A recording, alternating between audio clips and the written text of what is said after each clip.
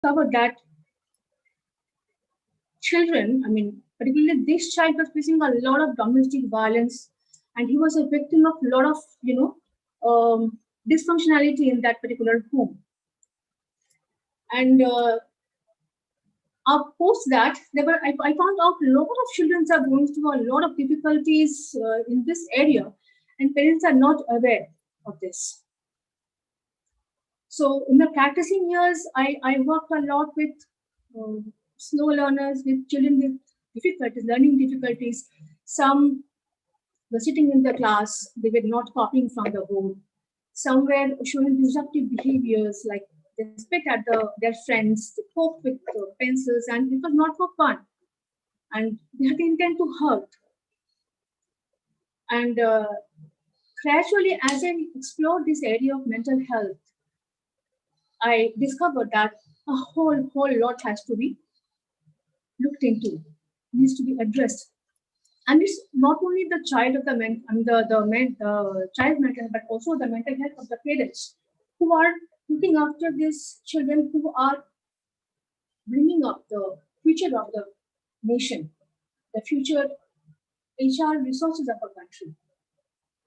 And after a few years, I left my job over there from the school. And I decided to explore the entire knowledge processing industry and to see how things are happening. I decided to explore the HR industry, how students are performing as they're growing up the ladder, when they're facing the career challenges.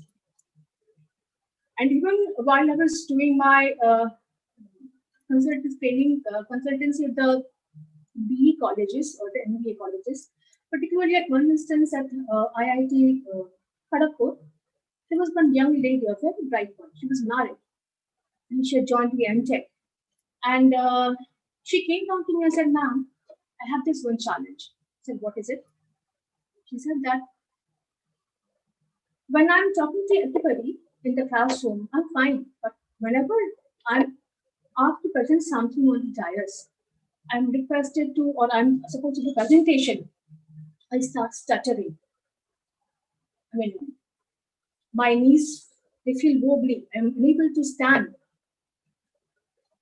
So after a lot of question and sessions, we found that she was suffering a lot of stress, and this stress was generated not by her own self, but there was a lot of family expectations, social expectations of that lady. And this we discovered a lot of adult children also. They were suffering from a lot of stress to which their body and mind strongly reacted. Every kind of stress, every kind of suffering that we go through in life, it is manifested through our physical expressions. And here, so we decided when Parth invited to give a talk on this, I was very, very happy on this because this was one area I really wanted to talk about. I really wanted to share my experiences that I faced while working through all these years.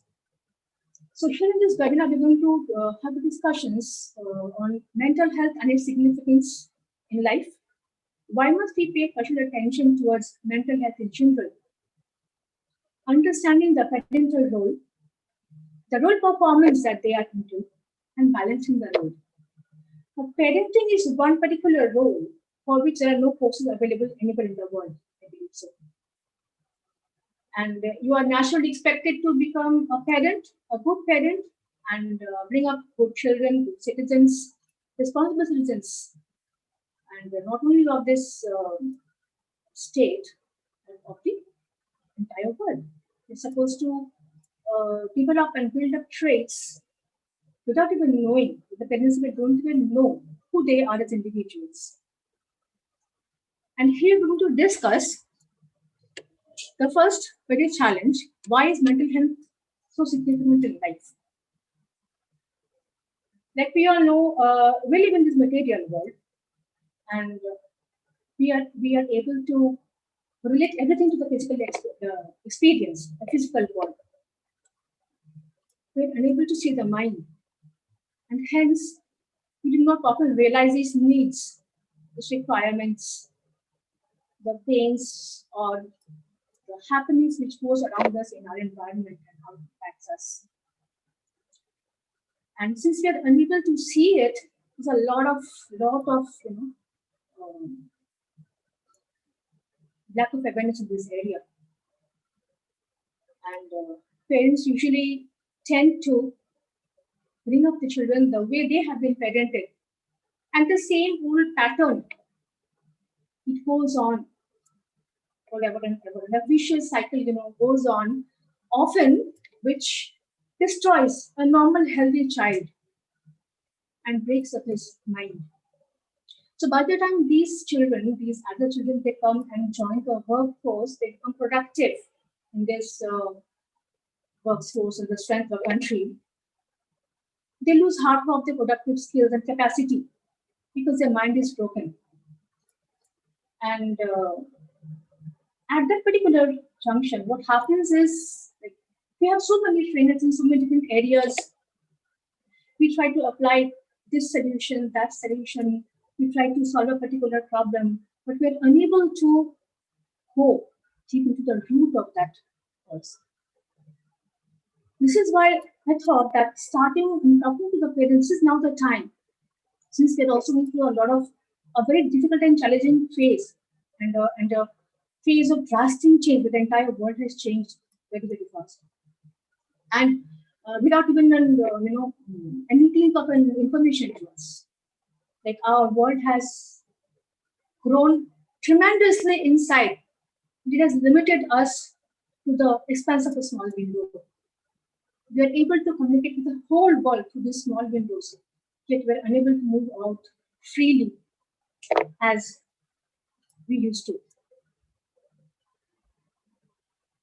This is another area where we need to understand. When every parent, when they become a parent, they have a child, they hold their darlings in their hands, they get the growth milestones from their doctors, at what age the child should smile, how it should walk, etc., etc., etc. Its cognitive behavior development milestones, all are present over there. But the measurement area of development for each area is not being highlighted. It's not being given out to them. So, like there, as parents, we walk on a very blind journey.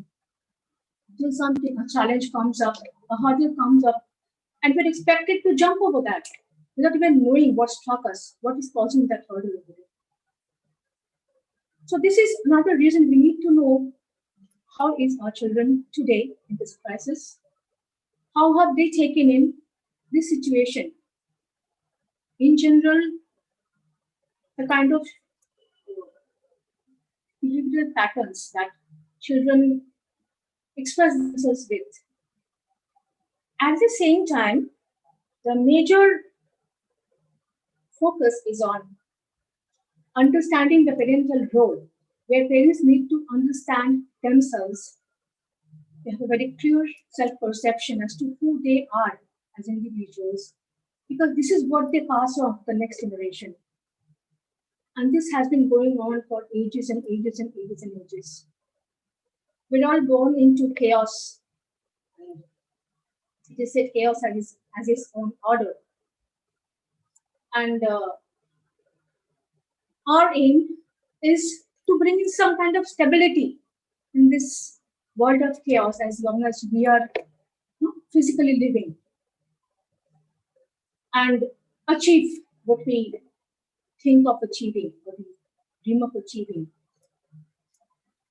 And many of these dreams, achievements are often crushed down because we don't know how to handle them. So here, once this knowledge of the self comes in, how to perform that role as a parent, and how one can balance that individual and social role together. It will be easier for the parents to handle their roles as well. And I believe in the long run, this is going to massively increase the GDP of the nation, and we are going to benefit and benefit indeed.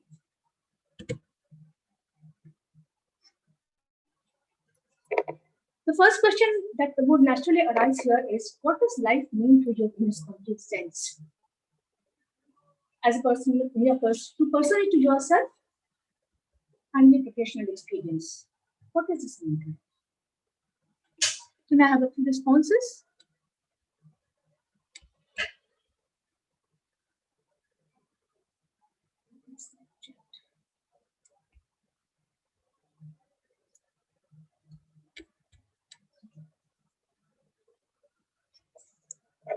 Life in its complete meaning signifies wellness in all these dimensions. The first question when somebody asks, "Are you?" We say, "I'm well."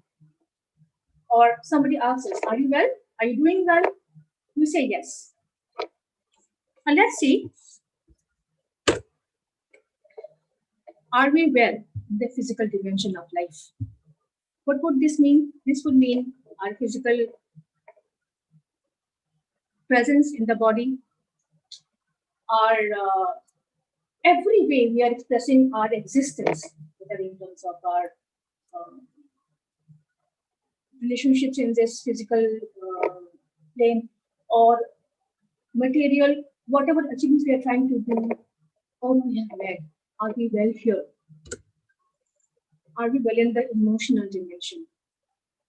How are we feeling? In the past, on which we don't have control, but in this present, we are going toward emotional turbulent times. We're unable to reach out or meet people we want to. We are unable to meet friends. We are unable to meet families. We are restrained every way. So the usual flow of life we are used to has been restricted. In the social aspect, like we are following so much of social distancing, the usual patterns that we used to follow. We used to socialize, talk, gather, discuss issues. We used to gather in celebrations. We can't do that. Even when a person is dying in his last rites, we are unable to be there and present our respect to him. So this present scenario has opened up a whole new dimension of thinking here. Environment. When we talk about the environment, we talk about our physical environment, our mental environment, our intellectual environment. Are we well there? Because we are gathering in a lot of information in the intellectual sphere. We are growing. And in the occupation areas, there's a lot of changes. People are losing their jobs. People are unable to perform. The economy is absolutely in a very ramshackle situation. And we are all, we're just struggling and trying so hard to rebuild that occupational space of ours, the spiritual space. And this confinement from the physical movement seemed to have opened up a wide dimension of spirituality in us. And we are rethinking and reviewing our life in that light. And the first thing which is necessary to survive properly in all these dimensions is, of course, the financial aspect of it. Money isn't everything in life, but yet money is the most important thing, and we need to acquire it to have proper balance in all these areas. So life in its complete meaning signifies wellness in all of these dimensions, all of these areas. So here we need to decide from the perspective of the parent, are we well here? Now, if you notice in the previous slide, there has been individual colors attributed to each of the circles. Here, expanding our sense of meaning and purpose of life. This is one important attribution. Good health by occupying pleasant, stimulating environments that support well-being. Developing a sense of connection, belonging, and a well-developed support system. Recognizing creative abilities and finding ways to expand knowledge and skills. Recognizing the need for physical ability, diet, and nutrition. Personal satisfaction and enrichment derived from one's life. Coping effectively with the with life and creating the satisfactory relationship that we have, that we desire. And at the same time, we also see satisfaction with current and future financial situations. But of all these things, when we have all of these things together, we can see that we are doing well in life. However, in many situations, in many of these areas, we hardly have control over everything. But the control that we have is only on ourselves.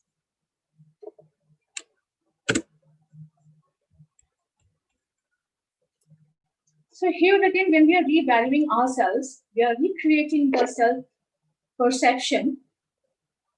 Here we are focusing on a few dimensions. We can again make it a wide, very, very wide, as much as we can go. So our perception here is focused on the concept of our family, our culture, our preferences and choices in life, our personality, appearance, and beliefs. And in each of these areas, we should think how me, in my family, with my roots, education, the kinds of beliefs that you see from the family, the kind of political environment where I'm residing in, the kind of emotional bonding or love that I share with my society, how that creates that perception of me over there. And then on the aspect of culture, we have language, customs, and traditions to respect and follow to keep our ethnic identity or keep our roots alive so that somewhere or the other down the line, we don't feel rootless. That is, now family and culture is something which is handed down to us. We receive that as a gift of heritage. And when it comes to the preferences, here is where we get to make personal choices. We choose our hobbies, we choose our friends, we choose pairs, entertainments, we choose what we want to read. So this is the area again where we are coming and making our personal choices. Now, all these areas, family, my culture, my preferences, it shapes up my personality. And it redefines my perception about anything. Can be education, can be politics, can be society, can be about friendship, can be about money, can be about spirituality, anything. And it also designs the behavior, my sensitivity towards the society, towards others, the emotionality, the EQ that I have, and how well I'm able to adapt to the situation. And beyond that, the appearance which my God or my society or my family, whatever you say, has gifted me with. How do I feel about it? How do I carry myself? Do I have that confidence? Do I have that assertiveness to feel who I am, to accept myself as I am? This also creates a perception of myself. And then my beliefs on ethnicity, philosophy, politics, religion, faith. And these aspects, they keep changing. A few of these, they remain constant, while others keep changing. Some, though transformation or transition at each phase is a very gradual and slow happening. It happens continuously. But there are some areas where change occurs very, very fast and which builds our self-perception and again rebuilds it when in the changing times, and we are required to revalue. Right?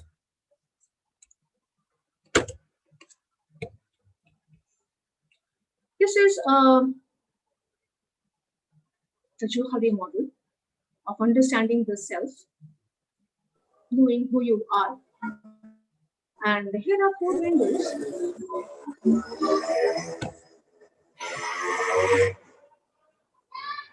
Each of these windows reflect a part of you. One is that area which you know about yourself, who you are as a person, what you like, how you want to dress up, all those known areas that you have about your own self. The second part is the area which you do not know yourself. For someone could be knowing it. And it depends on the feedback or thoughts of others in this area. The third part is a part which is again unknown by others. You may be knowing this, might not be knowing it, but it is unknown to others. So this part is the part where we carry secrets about it, and which we might like to share, we would always not like to share with anyone. So it remains unknown to others. And this is the section which creates new changes in our thinking patterns. And this area is the blind area. It is completely unknown to either yourself or the world around you. And this is the journey which we are taking ahead in life, and we are growing and growing and growing. And as we are growing in this area, we need to have a very good awareness of who we are as individuals.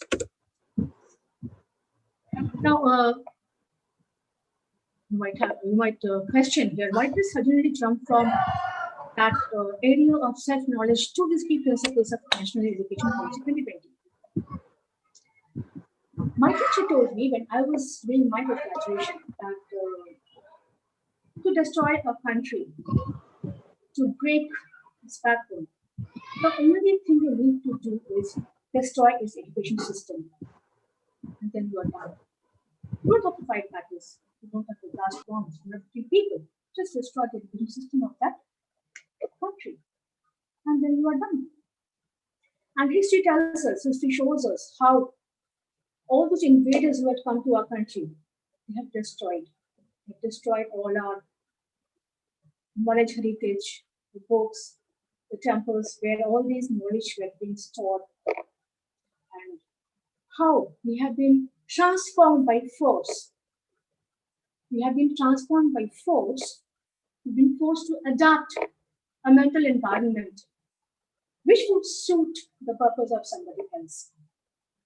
And it was not an area where we made conscious choices based on our own decisions. Okay, now here, this new NEP, which we're talking about so much, it has a lot of goals and objectives, and it aims to completely transform the educational scenario of this, of the people, of its citizens in the coming decade or two, where the system, it has to have a continuous review built on sustained research and regular assessment by educational experts. Critical thinking and creativity, these have to be developed in the children, and there should be a boost in the logical decision making and innovation in the process of education. And children need to develop unique capabilities. Recognizing, tapping them in each student is the job of the learner builders, that is the schools and the parents. Emphasize conceptual understanding and learning for exams with no rote learning. We have grown up in a phase where we had to memorize a lot, and we have seen students and we have handled a lot of children who come to the examination room, they learn by heart, they write whatever they memorize, they score good marks, and then they are back home, they forget everything. So this rote learning had been a major way of knowledge acquisition. So this is going to change. There's going to be a lot of technology-based education in teaching, the learning, verbal and language barriers. And, excuse me, because there are a lot of rich resources in other original languages of our own country, which we are unable to access because of this language barrier. And but technology, AI, is going to help us have access to those. This encouraging community participation, uplifting philanthropic private community participation. It's not only about I, it's about us. It's all of us together which has to survive. Otherwise, it's difficult. Equity and inclusion to become the cornerstones of all educational decisions. Respect for diversity and local context to be reflected in all curriculum, pedagogy, and policy. Now, India is a land of diversity. That's the first thing we learn. And this diversity reflects in everything, not only in the way we eat, we dress up, we study. this capacity expresses itself in every way possible. Talking about these key principles of the national education policy, parents and schools, the teachers, they have to reevaluate their roles in teaching, parenting. So unless this is reevaluated and redesigned, we will not be able to achieve the goals in the long term that the country has designed for us to achieve. Here are a few expectations from the 21st century classroom, and I usually present all of them to the teachers training where I visit. Technology-enabled global teaching and learning environment. Teachers are expected to be adept with that. This is because this is a period of intense transformation, and we have to be agile in adapting to that, learning new things as teachers, and parents are the first teachers of the students, right? Every children. They have to be prepared to prepare that task force which can take up unprecedented global business operations environments that place greater emphasis on knowledge, mobility, and collaboration. With education to prepare learners to become global and conscious citizens. Conscious means being aware not only about your own self, but also about the need of the others. Meeting needs of human workforce with expert thinking and complex communication skills as machines replace humans in routine and manual work. We are experiencing already this job crunch in this varied industries. But yet, if we have creative skills with us, we are still finding the way to survive. Human workforce ready for challenges with the highly mobilized and technology-oriented societies. I happen to visit a lot of webinars, and I heard a lot of big sentence in one of the last ones I visited. The trainer said, if I don't, how can I win if all others around are not winning? Because we have to train our children in such a way that they are able to create and thrive in a win-win situation. So there's a lot of acceptance for others. So the different roles that teachers play in the classroom, we have it here. Provide information. There are role models. They support as surrogate parents. Children spend almost 5 hours, 4 to 5 hours, 6 hours in the schools. And after that, again, some of them, they go for tutorials. So the school is expected to be a second home to the students. Planner, developer, event planners, there are a lot of roles that teachers are playing in the society. The question might come in here is, I'm supposed to talk about the role of parents. Why am I bringing your teachers here in this classroom situation? Parents are the first teachers of every child.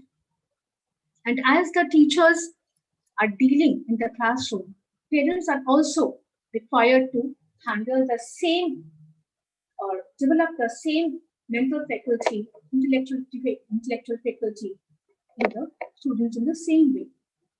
Therefore, you need to know thoroughly what is the expectation of the teachers from the society and how are the parents expected to support them in that learning journey of the child to achieve that final output.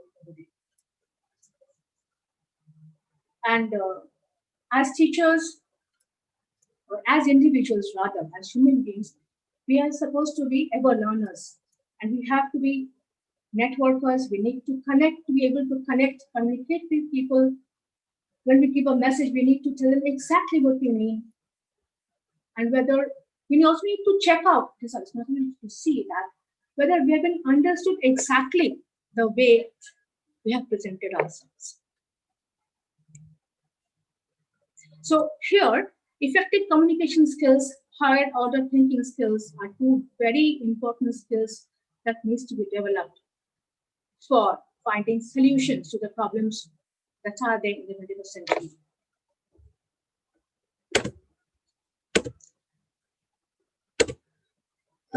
Here is our primary source of communication, language. And where we see that it is a method through which we share our ideas and thoughts with others. However, many a times we are not even thoroughly aware how we are processing an information and how we are expressing it, whether the connect between these two are right. And in the verbal communication, we notice here that words have a 7% impact on the person that is listening. The tone of voice, it has 35%. The body language, the unspoken aspect, the expression of your body is 58%. When we have to train the learners in the campus to college, college to campus cycle, that aspect, we really need to, we have to tell them a lot about how they should control the non-verbal aspect of their language skills. Aware of it. And they're not able to process the languages or build up from a given set of words or ideas or thoughts. And often their body language, it betrays what they're thinking, what they're saying. There's a mismatch in that area.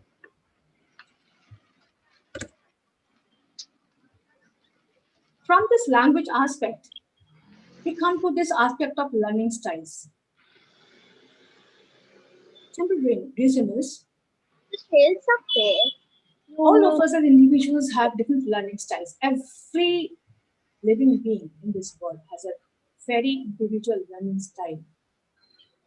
There could be a combination, there could be focus on one aspect. Some learn better through the visual aspect, where they prefer pictures, diagram, illustrations. Some prefer through listening, lectures or recordings. Some prefer reading the material. They prefer to have everything on their own, read through the given text, and they write up for retention. Others, they want to experience, observe, act on that given knowledge, and experiment to find out the authenticity of that knowledge given to them. So, given on these four different learning styles of visual, oral, kinesthetic, and verbal, the read and write aspect, it is possible that the teachers who are teaching in the classroom are having widely varied learning styles compared to each and every student sitting in the classroom. However, subconsciously or unconsciously, they're passing out their own learning styles into that children. Because the way we learn something is the way we express it. And the same thing happens with the parental role at home as well. Parents have also learned or they have acquired their own learning styles and they pass it on to the children because they don't know any other ways. They're not aware of their own learning styles. However, the student over there, the learner, might have has their own unique style of learning. And there's a lot of difficulty in adapting to this new learning styles given over to him. This is where the parental bonding of the mother or father or whoever is that care provider with the child becomes very important. And the connect of the teacher in the classroom and the learner, the children, are very important. If there's a gap over there, the learning efforts produced in the classroom or at home, it goes in vain. It doesn't reach the maximum potential. And here we find a lot of imbalance happening in the mental sphere, intellectual sphere of the child, which is difficult for it to address in the later years. Here again are different learning styles. It can be a verbal, visual. Here specifications of the styles are given on each of the aspects. And some might like to listen to a recording, some might like to see a lot of visuals. Hence, our books have pictures, colorful pictures, besides the verbal text, as well as nowadays we have smart books and audio files to support that learning style. However, the parent who is parenting the child might not have gone through a learning or an educational system which has identified or addressed the individual learning need of that person. So what happens is when that particular parent is parenting, this child, a mismatch in the two styles happen. It's a clash. And the obvious victim here is the student himself, the learner himself, because he doesn't know what is happening. And he's caught up in that frenzy between.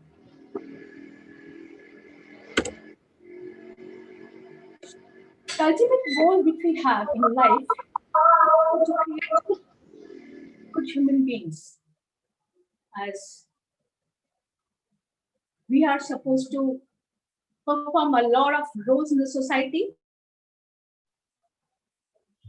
in the personal context, the social context, national and global context. And we are required to live through and sail through and smoothly through all those human needs and emerge as proper human beings. All of us, we have the same six needs if you go to the Maslow's hierarchy of needs. And it doesn't differ much. And the need for certainty, comfort, the certainty of variety, significance, love, connection, growth, contribution, they all vary in each one of us. Though the needs are the same.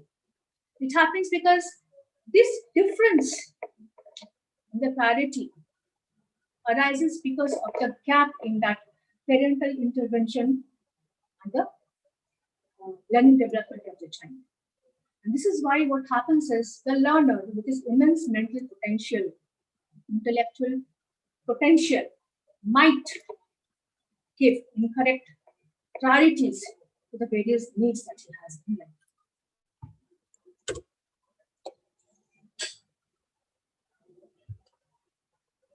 The basic word human etymologically would means, when we combine these two together, human means, which refers to he who is, that is God plus man, and we are expected, as per our tradition, to acquire skills, qualities of all these, maybe personalities, maybe cause that we believe in, we have a faith in, or values that we consider as God, and we focus on those areas and we go ahead in life. So this again feeling becomes very general, very individual to each one of us. However, when it comes to an reason, a belief, a faith that all of us have to are preferred to follow, or for our greater goal, better benefit for all, we should actually follow a process-oriented life where we can achieve this targets of humanism or humanity. Because although man is a political animal, he is a rational animal, he thinks through, and he feels like other animals. So here, to leverage on the collective consciousness of the humanity that we have, to gain the advantage, the strengths of the others that are there with us, we need to follow a particular path. And we need to build up in our children certain values which are going to create better human beings, or the ideal human beings that we think we realize we need in the journey ahead.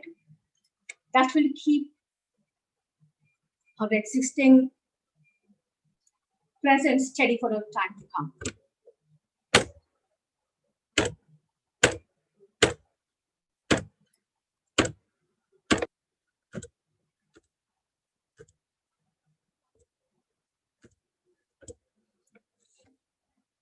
Here are the essential qualities that we expect of a human being when we say he's a good human being. We expect the person to be empathetic, an empathetic person who listens to others, would care, to be in their shoes and understand the challenges and pangs of life that person has. He believes more on his intuitive senses, his gut feelings. He's creative. He easily finds solutions to challenges. He's not bogged down by problems. He's passionate in whatever he's doing. He loves and enjoys life. And he's a lifelong ever learner. He never holds or tires down. Whatever new comes up, he's open to that. He's receptive to new changes better than the others. He's persuasive. He's assertive. He's able to distinguish right and wrong, set the priorities in life correctly, and he's responsive and kind, and this human being is expected to be a leader, because even though we are human beings, we are all individuals, yet being animals, social animals, we do follow the herd mentality, and we cannot do without leaderships. So this leadership is an essential skill, essential quality that needs to be built up in the children. And they should be honest and have integrity, be courageous, be self-aware, and be wholehearted in whatever they're doing.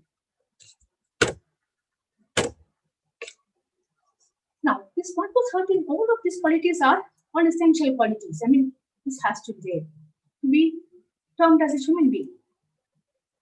In the work sphere, or maybe in the social sphere, 6 to 9 are qualities which would turn you as an effective team work qualities, which will get the children to or the learners to stand out as team people.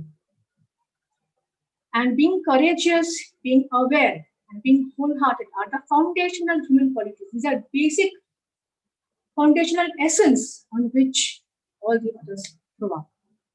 Because unless a person is daring, courageous, unless he is able to cross the boundaries of fear, and he is willing to explore, and he's willing to know the unknown, and he does that wholeheartedly for himself and for others, you cannot call him a human.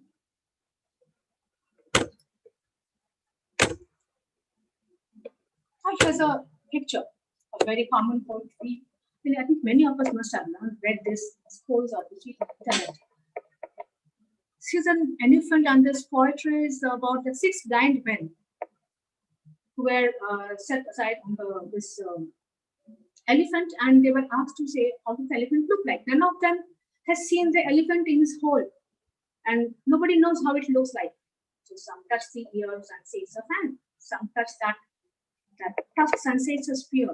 Some touch its belly and say it's a wall. So each one of them, some say it's rope, and one of them says it's a tree, and one of it says it's a snake touching its trunk. So each of them are seeing a part of it, experiencing a part of it, and they are having half or incomplete perception of this elephant. So in life, we are not, if you are moving along in life with this half-baked perceptions or incomplete perceptions of the overall scenario we have to achieve, or of who we are as individuals, we face more challenges and we face more hurdles awaiting us.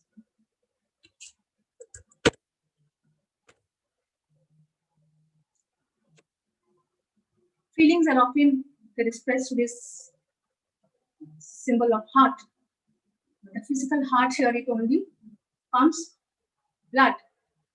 Does this heart feel? Here we are experiencing, learning through experience. We are acquiring knowledge, acquiring information, we're experiencing. And through this, we are gaining knowledge, and which is forming our perceptions, which might be complete or incomplete or distorted, depending on which source we are trusting. Now, in a day, in an average day, we see 65,000 to 80,000 thoughts that crosses our mind. And with so much of information going everywhere,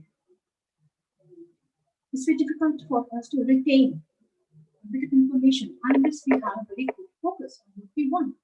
And we know exactly what is our goal or objective.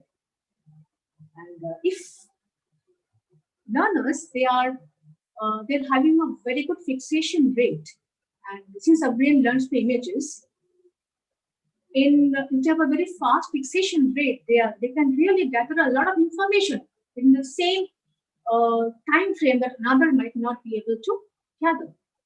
And what happens is, in all this flowing information overflow that we are getting, we tend to lose our attention and focus. The researchers say that the average adult attention span now is less than that of a goldfish. A goldfish's attention span is hardly 6 to 8 seconds. And with the advent of the digital media, with having knowledge at our fingertips, we are jumping from one bus to the other, one fund to the other, and we are absolutely losing in this information overflow. And what happens is sometimes it is leaving us with half-baked perceptions. The information flow is not complete, process is not complete. So here what happens is these limitations of the senses of the perceptions that we have, the confusion and beliefs, limited beliefs that we develop in ourselves, which gives to a lot of rise to a lot of isms, and we believe partial truths or relative truths. People think it is true. And it has developed a lot of ism in this world, and each of these isms has its own educational style, educational planned objectives, outcomes, etc. And these philosophies are often, they are very controversial and contradictory and at daggers end each other. So humanism is an ism which stands strong, centering around the basic human needs and the realization to be well in life, irrespective of whatever other isms one might be following, because the basic human needs does not change for any human being.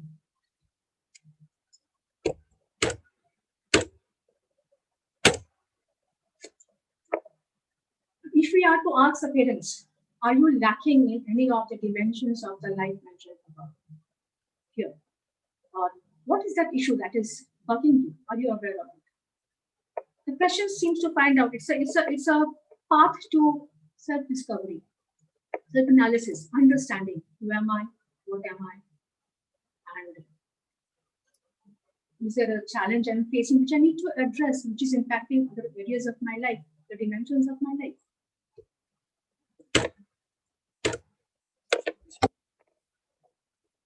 The ultimate objective and goal of life is gaining knowledge and happiness. And a couple of years back, I wrote a book on this, The Essential to the Blueprint of Happiness. The 10 Essentials to the Blueprint of Happiness. The first question here is to find out, are you happy? Wherever you are, in whatever state, whatever position, whatever mode in life you might be, are you happy? So you have to find out, and for that, doing that, one has to analyze one's journey and achievements and the path that one has followed. Know yourself and the company you are in. It's often said that birds of the same feather flock together. You are known by the company that you are in. So if you are moving around the wrong kind of persons or persons who are draining out your emotional energy, or they making you sad, here, what happens, individuals, they fail to realize their own potential, they get dragged away because they don't know their own boundaries to contain or say who they are to themselves. Communicate well. Now, this communication aspect relates to the aspect of intrapersonal communication that we have with ourselves, as well as to interpersonal communication that we have with others. One communication impacts the other, and we need to have clarity in both the aspects in terms of our own objectives of life. And when we have a decision, we have an objective to achieve, we have to have an action. We have to take into an action over there to work in that path. Action is key. Relationships, look before you leave. In relationship, whatever field that might be within the work sphere, within the personal sphere, it's a friendship, it's a intellectual relationship, whatever it is. One should be able to relate to that relationship and to the other person in terms of some needs or whatever. If that is not there, then it can't be called a relationship. And here again, we need to discover on this journey whether there is some kind of stress in us, in our life. And if there's a stress bugging us, we need to bust that out. We need to remove it from our system. And The greatest stress that human beings suffer all throughout the world is from money. And this, what happens is it tags money as it gives money a negative connotation. We get to hear people saying money is the root of all challenges, all problems, all troubles. Money is not the root of the trouble. It is the greed for money which is the root of the trouble. Now, what happens is these thinkings, they come down. The children, they ingrain these thinkings from the family they come from, background they come from.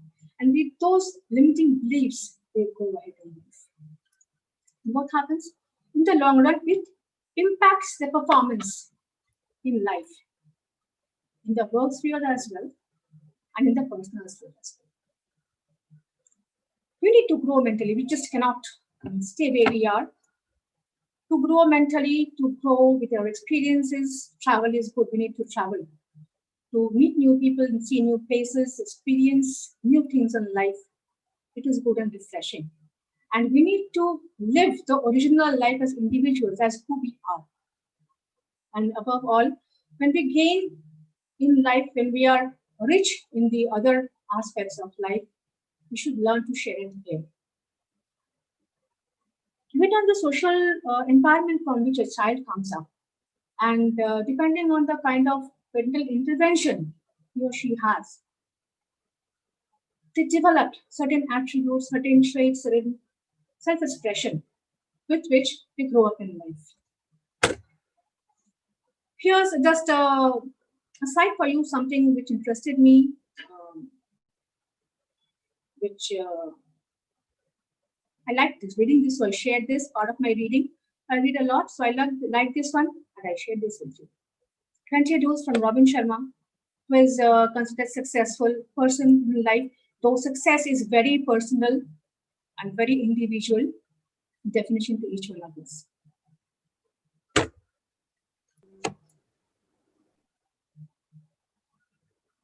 Suggestions for people to go through.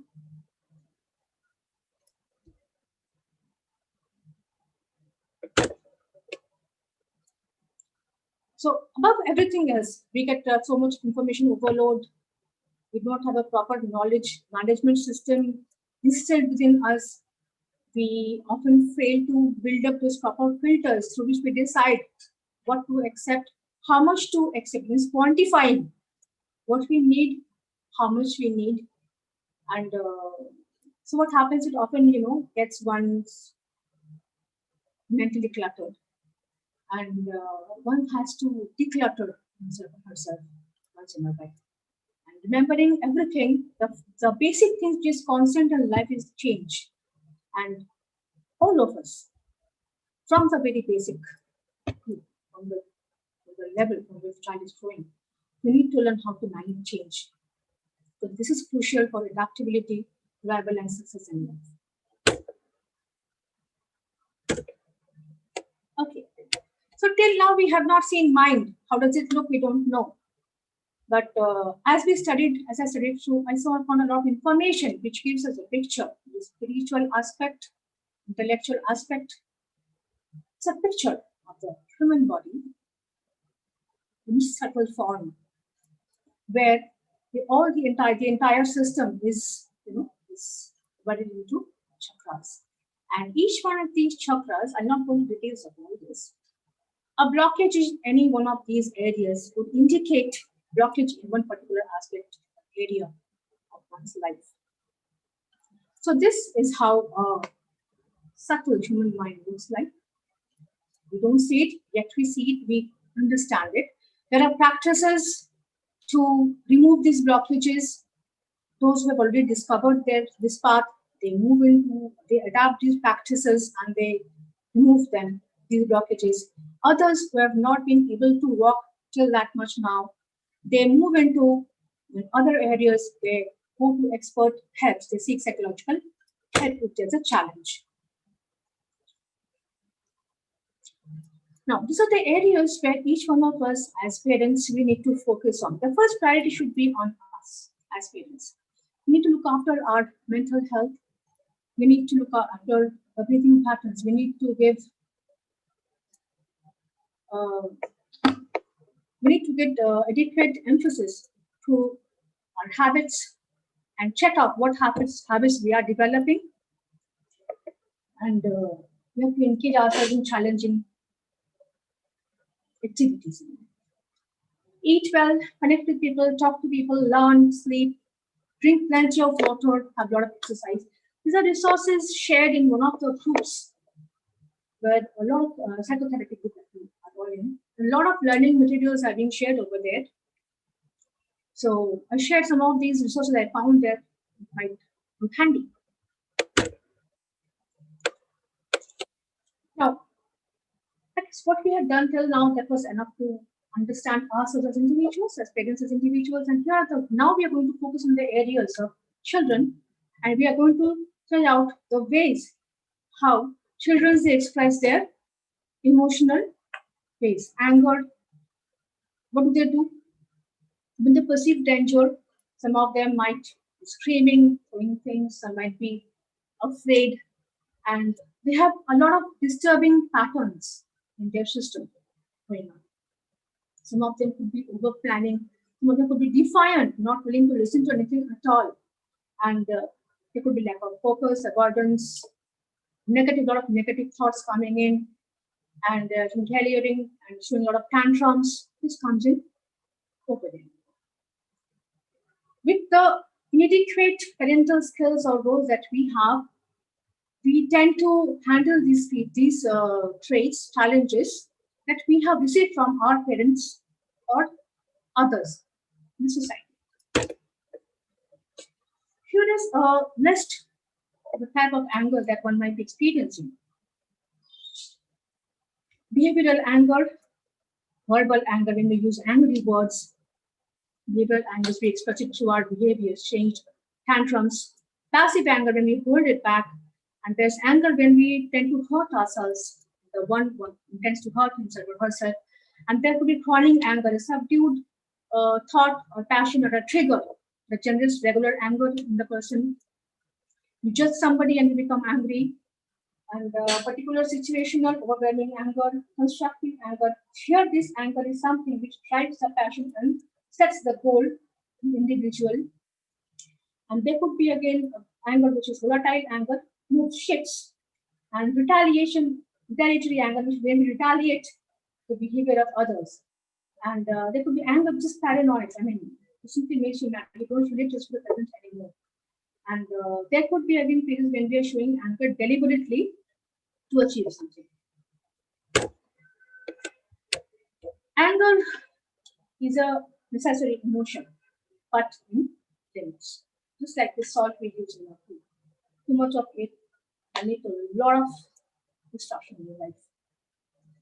I think this in children, one common syndrome that is found is ADHD, attention deficit hyperactive disorder. Some children you notice in school or maybe in the surroundings, they're just too active because they jump, scream, they don't listen, they fidget, they don't focus easily. And on this iceberg, if you notice, the top part it shows two qualities, but a lot of other things which goes on below it.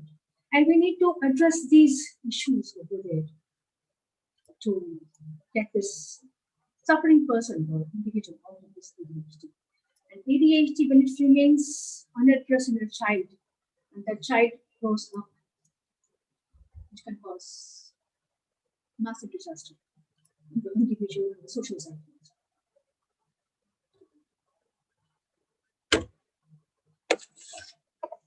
We experience our mind through our body, and any disturbance in this mental body that we have, our physical body expresses those signs and symbols. The muscles feel tense, the physical attributes and psychological attributes over there of this we feel when we are angry. And this anger generates from fear, which is deep fear, which remains untreated, which often might be illogical.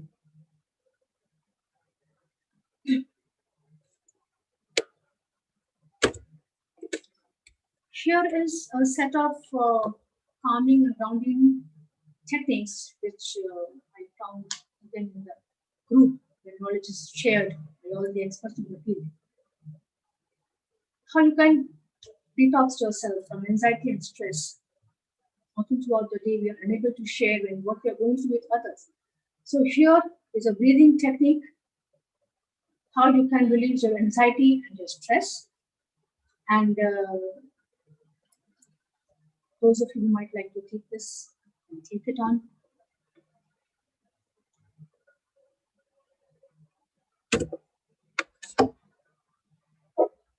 And the major reason why we often suffer mentally is because of negative thoughts coming out of fear, which let us imagine a lot of things that might not be there. So how can we stop these negative thoughts from clouding our mind? How can we keep ourselves focused?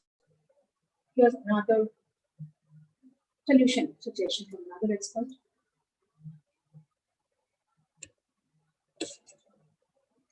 Music also helps a lot in controlling and calming down your nerves.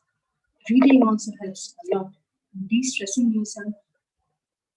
Taking a walk helps. Looking into a lot of pictures of nature helps.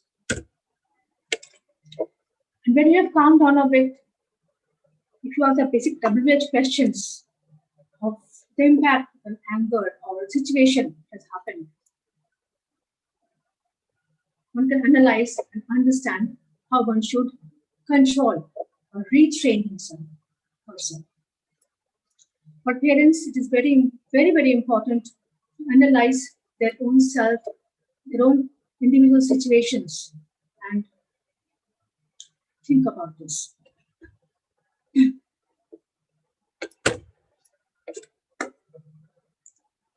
There are a few ways how you can share your connection with the child if the bonding is missing. Maybe you are a busy parent, you are working, now you are working online, you are at home. The challenge becomes more overwhelming when you are at home. The child can see you at home, yet you're not being able to pay attention to the child.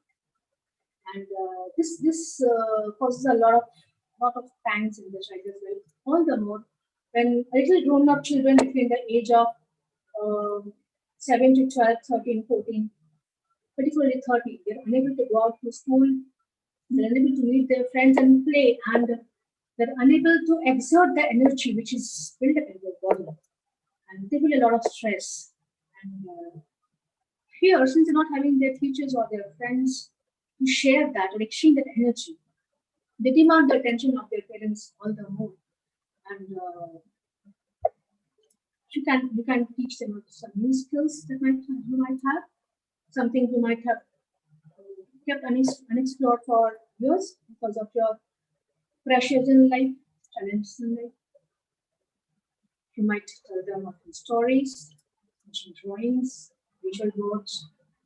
It works. You might ask them to draw a story, presentation of something you read out to them.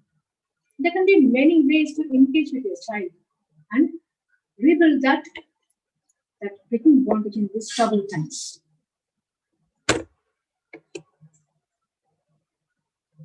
In our schools and schooling system, we are being taught a whole lot of subjects. We learn, we grow a lot. But then what happens at the end of the day? We don't learn to see life in a holistic way. And this 360-degree education in the child stays incomplete. And we learn chemistry, but we are not taught. Rather, we fail to realize the relation of that chemistry lessons taught to us with the chemistry that happens within our own body, the toxins and that neurons trigger because of some thoughts or some sites, some visual information we might have collected during our daily interaction with our environment. And we learn a lot. I mean, teachers, students, they are taught about good foods, healthy habits, healthy diets, vitamins, minerals, this, that, yet a lot of children, they still take up to junk foods. And the impacts, the negative impacts of providing these junk to children are not properly realized. And parents are providing these to the children to compensate the absence of time to compensate for the inability to connect with them or give them or fulfill those emotional or intellectual demands that the children have to have. Now here's the time to think for us. What is the general mode of self-expression of emotions in your child? Does your child scream? Does those temper tantrums? Does his physical, his verbal behavior change or non-verbal behavior change? Does he get withdrawn? What is that aspect? Is it verbal or non-verbal? We as parents need to focus on these aspects and observe our children as they are growing. How does the child express anger and fear? Anger and fear are two necessary emotions that help us construct our physical life. Yet, we need to know the boundaries of these two emotions. When a child is born, the mother tells the family members, tells them, don't do this, don't do that, do not go there, do not touch that hot pan, don't go near water, because the child is just like a plain white sheet of paper without any privacy to it. So here, this generation of fear has the objective of getting to see the child safe. But sometimes what happens is this fear sometimes becomes, when it turns out, takes in a certain turn. That the child, maybe if the child is not very expressive, in that case, it might do a lot of harm to him than help him. He might not participate, he might withdraw completely. So here we as parents, we need to know how much, to what extent, how much liberty we should get him to explore himself, not being afraid. And anger, though it is that energy, that emotion which builds up a lot of emotional energy in one, it drives one's direction and goal in life. But again, we need to set the intentions there straight. Because most progress historically in the world has happened due to this negative emotion of anger, not positive ones. And when you get to see your child behaving, expressing his fear and anger, how do you manage the child's expression of anger and fear? What do you do at that moment? Do you become equally angry on the child and hit back or shout or scream? Do you remove yourself from that system? How do you engage with the child at that moment? You can provide him some physical comfort, hug him to soothe his mind. Do you take him out for a walk? What is it? You have to address that issue first. What is it that is causing that anger in him? What is the root cause for him to express that? That needs to be addressed to remove that anger from him.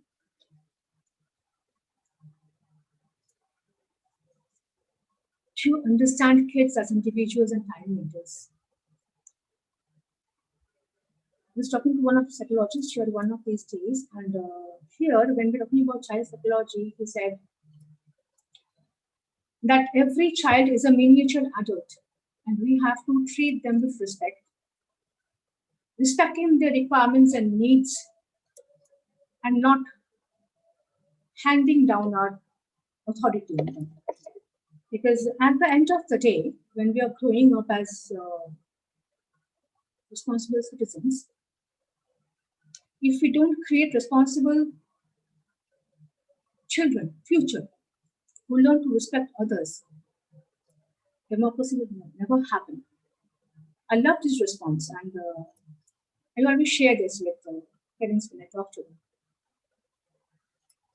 So children, they have every feeling of anger, sadness, depression, heat, cold, anything like we have, right?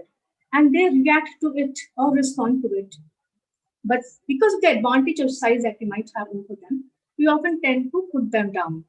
So here is where parental skills become very, very important to curb down these traits of anger in them, to to reinstill new behavioral patterns in them. And here again, when one becomes a parent, one has to rethink what are the priorities of mine, living my life in the different dimensions. Because now I'm a parent and I have an individual child to look after. At the same time, I also have to address to my individual needs as a human being. How do I balance and manage the priorities of my life? And this is where a lot of mental agility is necessary. This is where it is important to be able to say a no to a lot of situations, a lot of people, to say a yes to a lot of possibilities. So there you have to develop that assertiveness fearlessly in yourself. We also need to think here, what are my priorities and goals as an individual and as a parent? How much do I contribute to? What do I do in each areas of my life over here? This is something you have to think of. Though parents normally do it, they walk in the flow of life. But if you give some thoughts in these areas, parenting could be blissful, wonderful. And the last and important question here is, am I performing my role from the mental state of lack or abundance?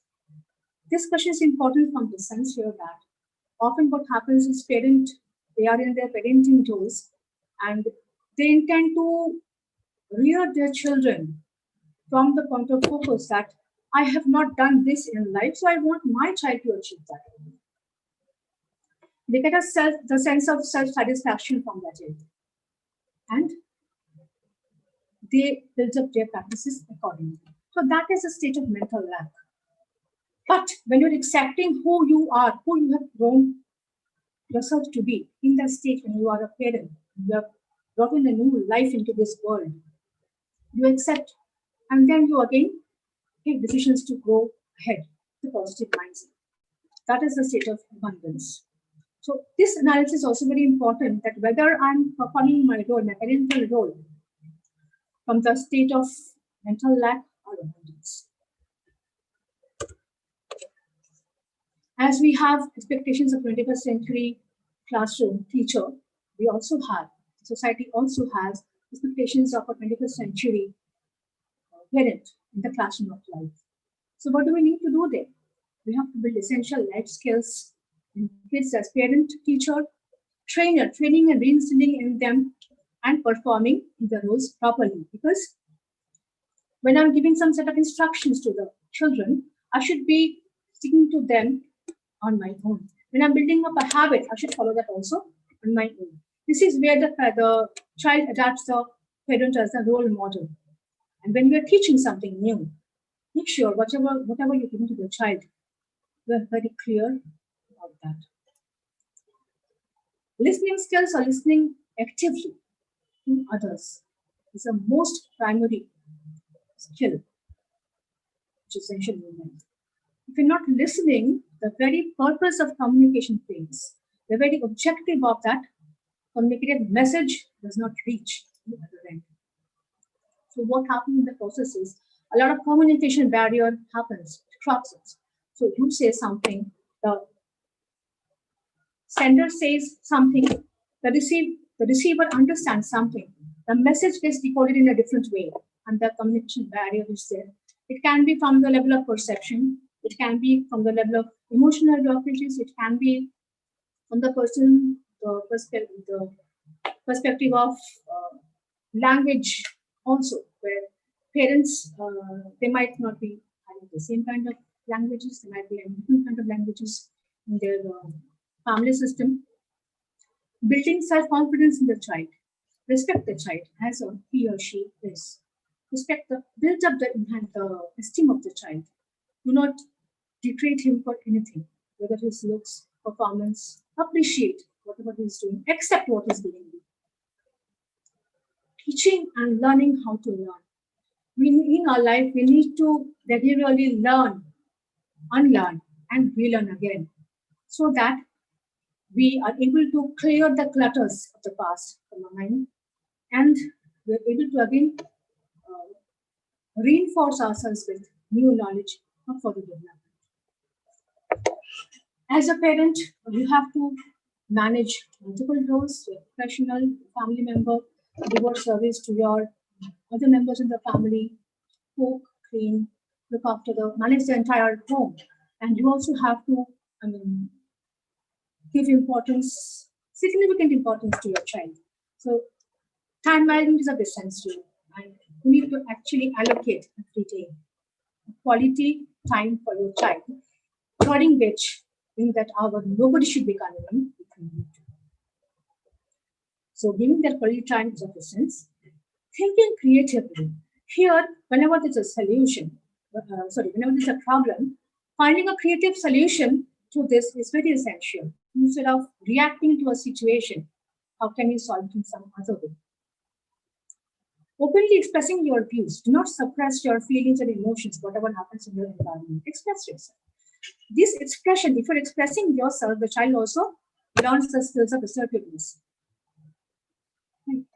Making connections. You should be able to connect to people in your family and beyond the family, so that the child grows up in a healthy social environment and can fall back in terms of emotional turbulence or need, or you have that backup support system. When you have missed a link to connect with your child, somebody reports you, I noticed this in your child. He was doing this. But immediately you can address that. Getting good advices, getting connected, staying informed, reading a lot is necessary, very necessary. Challenging stereotypes. Whatever has happened all through these years and ages, that has to happen again. The same stereotype has to be happening again. This is an area which needs to be challenged. And this is all the more important and significant when you as a parent, you know what you want in your life, of yourself, of your child, and in the future life ahead. Language is the most essential life skill because this is a basic skill of communication. If you're unable to communicate your feelings or emotions, our very presence, we will not be able to achieve what we want in life, whether for us or for our loved ones. Dealing with stress and frustration, that's a regular part of our life. Stress is good. Stress is good to some extent because stress creates that drive, that energy, which gets you to stay focused on the target and move. In the corporates, we get to hear there's so much of stress, so much stress. And again, what happens? Some people, again, there are some students who perform better. We call this pressure cooker situation. You put them under pressure, they perform better. You move them out from the pressure, they lose their focus, they don't know what to do. So here again, quantifying that amount of pressure, how much pressure or stress you're going to expose that person for, should be related to an objective and should be able to quantify that. Because you want, there are some parents who want their children to be toppers all throughout their life. That gives them a sense of gratification and success, satisfaction. But the child might not be able to take in that stress and perform. So here, if you have lost that connect with the child, you fail to realize that somewhere his mental body is getting broken bit by bit and he's losing himself. So we need to manage our own stress and frustration first, and then we need to manage or address the frustration and stress of the children that we are rearing. Managing knowledge flows and overflows. This is the most dangerous situation, the greatest enemy that we are suffering from. Confined within the frames of the computer, the mobile. We know the alternatives. We have to browse through information, find out solution, find information. Even to help the children with their projects, we have to go online. But here, the question of choice is related. There are parents who get lost in WhatsApp or maybe in Facebook or other social media platforms because they have some of the other objectives to fulfill. This mostly happens with them who have a digital media based profession. At the same time, this also happens to those parents who tend to lose connect with their own self, and they get lost in the wide variety of information and information overflow in the internet. So managing those hours, how long would I stay here, and what am I looking for? This question, the double edged questions are very important in life, and we need to always stay focused on them. Reading skills and reading to your child. Reading skills, the more reading skills you develop in your children, whether in the skills of scanning or skimming or speed reading, these are all processes of acquiring more information in less time. At the same time, when the information is being acquired by the child, processing them properly, expressing them properly is also very important. We need to understand that and find out, discover whether there's an information blockage somewhere caused in your child. Oftentimes, it happens to writers, and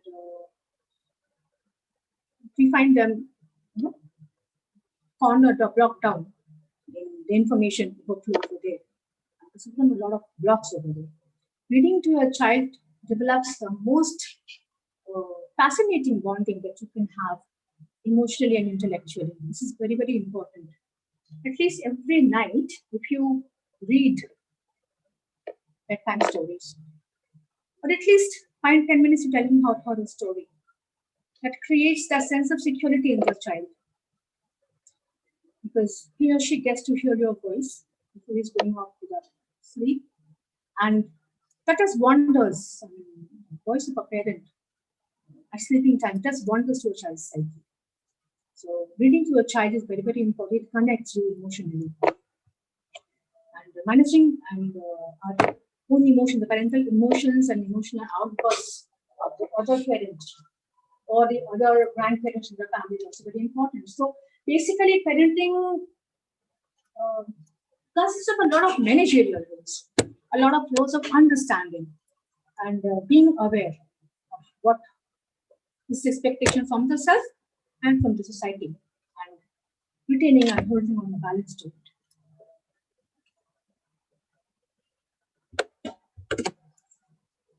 Here is a reflection of teaching during lockdown. During this lockdown period, the teachers we call them the education warriors. They have gone through a massive phase of transformation.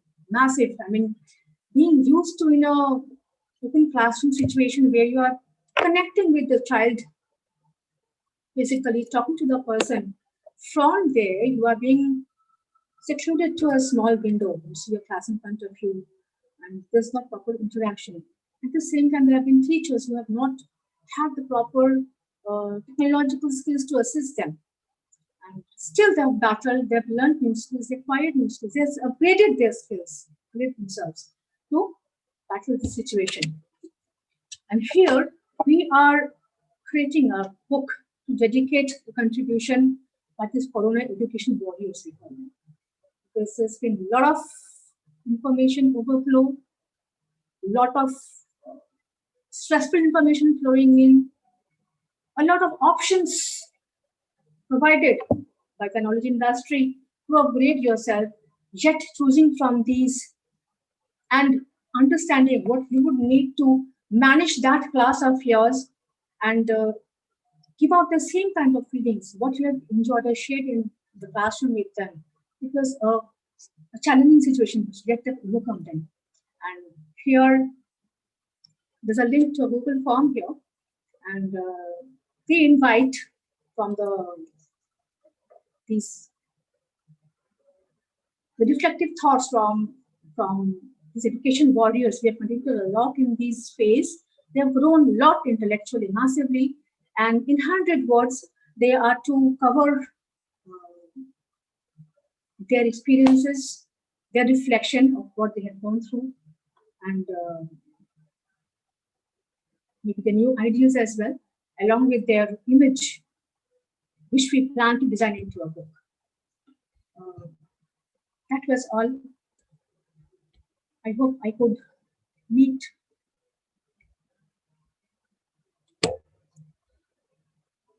I could express myself, what I intended to.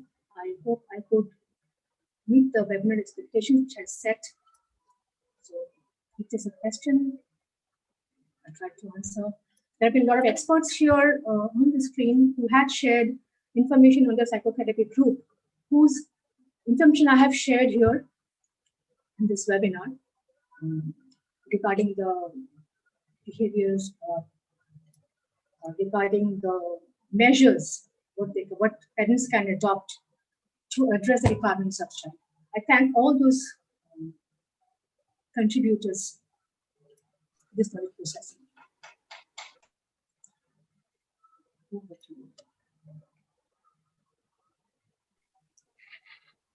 Well, it's very happy to hear from you. Your PowerPoint presentation is absolutely thought-provoking for all of us.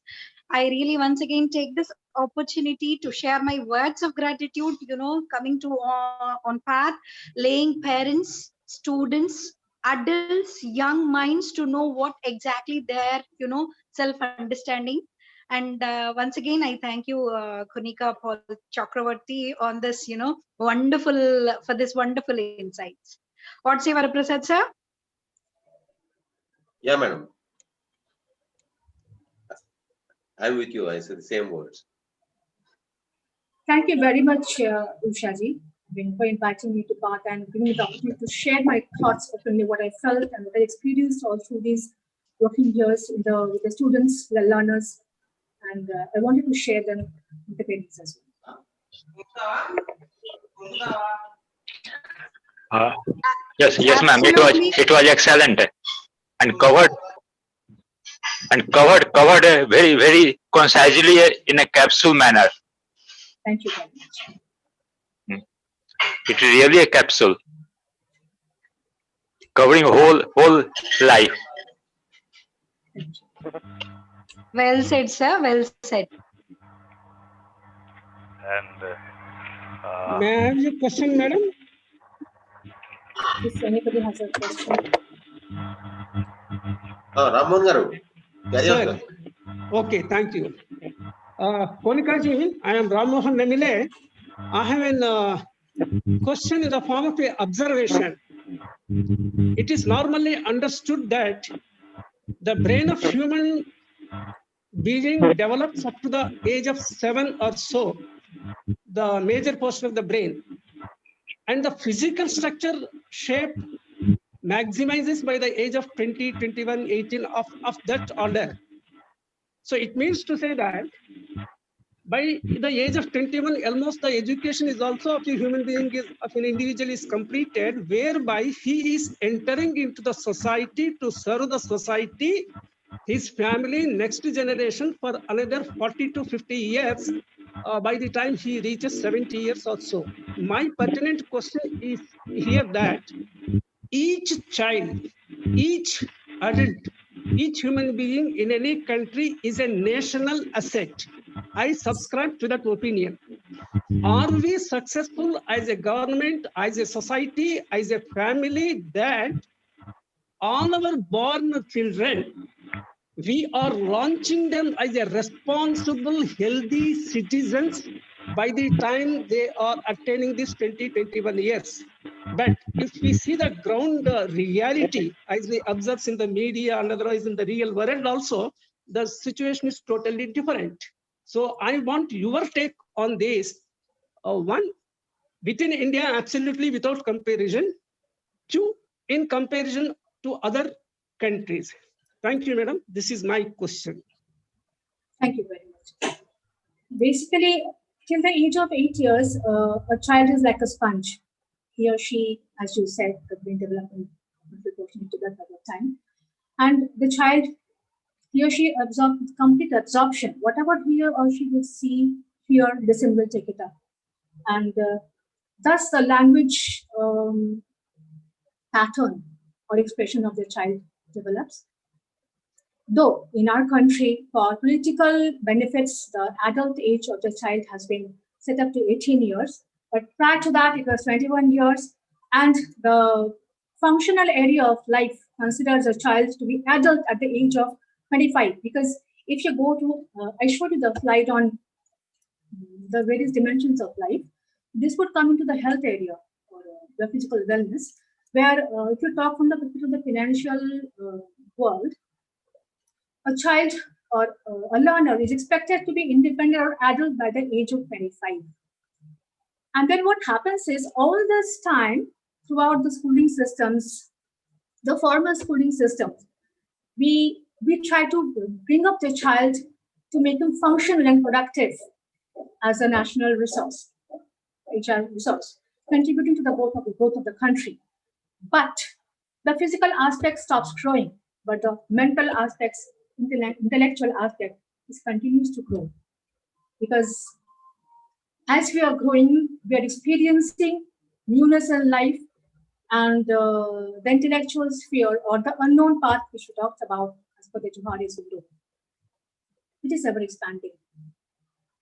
And from the spiritual perspective, it says that there's a time when the intellectual capacity of a human being becomes so big, so huge, so massive, the physical body is unable to contain that soul or that intellect. And it is that time when that soul departs.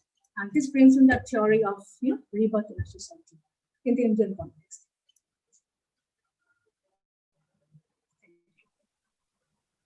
Thanks, Atan, for this wonderful. Yeah, sir. Yeah, sir. Yeah, sir. Okay. Please go ahead. Ramohan, sir, go ahead. Thank you. Okay, thank you. Madam, still my pertinent point is that it's a concern. I am sharing my concern that irrespective of rich or poor, we are not taking we means collectively, everybody are not taking the responsibility of taming the children to a responsible, adult, and physically, emotionally, mentally strong by the age of what you said, 21, or even if it is 25, fine. Whereby this is where the need and requirement of all these awareness, courses and everything comes in. Otherwise, we would not have been meeting here and talking and discussing the needs of this, right? So, where we need to have a very, parenting role is one thing with the societies. It has to be driven by that. We need to have proper trainings in that area as well. Because we are expected to be normal parents and excel. As much as we have, everything, every function area has a proper training. Except two areas. One is parenting and the one aspect is marriage. Right? Right. Fine, okay. Just sharing a concern. That's it. Thank you.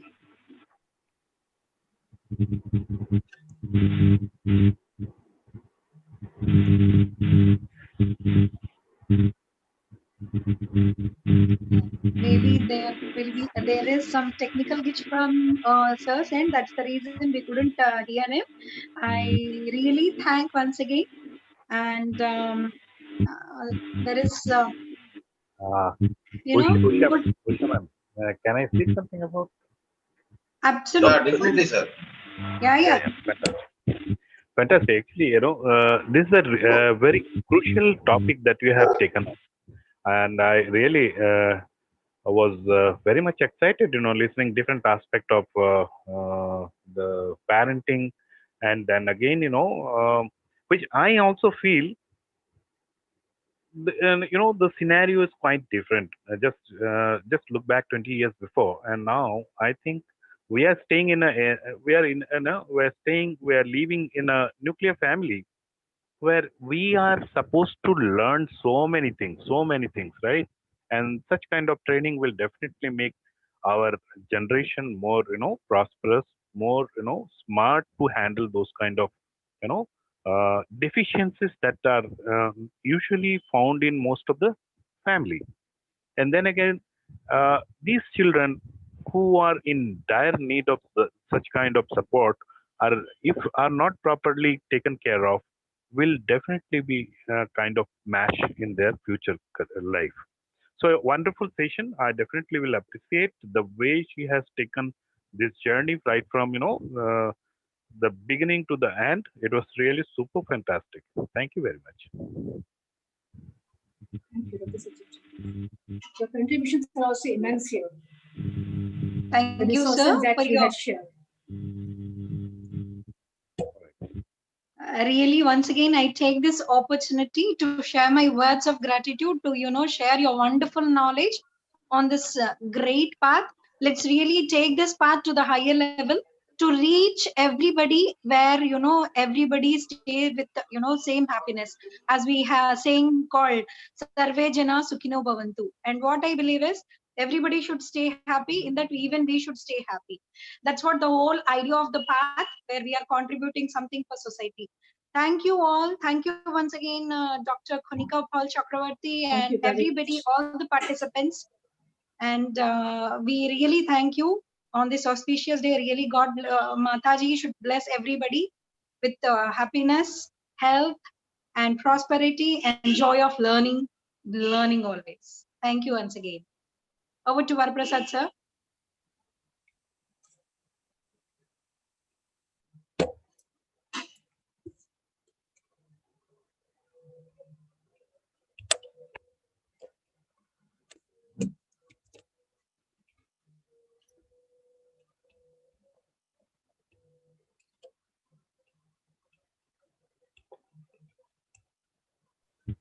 I think Varaprasad ji is muted.